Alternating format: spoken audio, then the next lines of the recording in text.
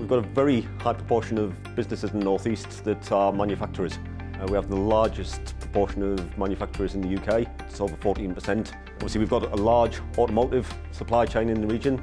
That accounts for somewhere in the region of 35,000 jobs, just in that automotive sector and its supply chain. We're fortunate we've got automotive, food and drink, rail, subsea, pharmaceutical, and maintenance is one topic that they'll all suffer from somewhere down the line. Becoming more understanding of what your maintenance problems are is critical to keeping your on-time deliveries. So within the region, that's good. The smaller ones, however, don't necessarily get that, and they get caught out by being pushed by the automotives or by some of the bigger companies and struggle to hit delivery targets. We get used to having to do what's called just-in-time supply. As all those tier ones that we have in the region now have grown, they've had to learn how to avoid lost time and downtime, and they've become very good at that. The hope is to get as many industries as we possibly can to come and talk about maintenance or asset management.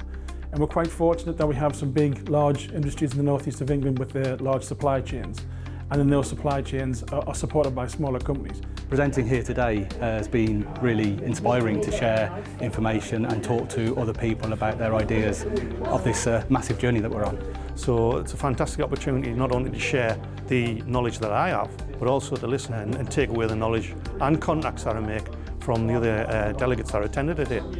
I think it's absolutely invaluable that we share information, we share our learning points, so that we can achieve optimum output from each other. When you have a cluster hub of real industry experts, you get the bruises without actually having to go through the pain of experience.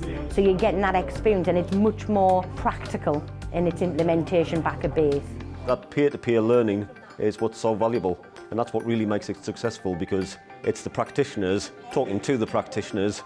It's that real case study story. I've started talking to Huddersfield University, Manchester, Sheffield, Kent, Cambridge. Even if they don't have maintenance as part of the academic programmes, they still have industry, and most of them have manufacturing programmes, so they see the benefit.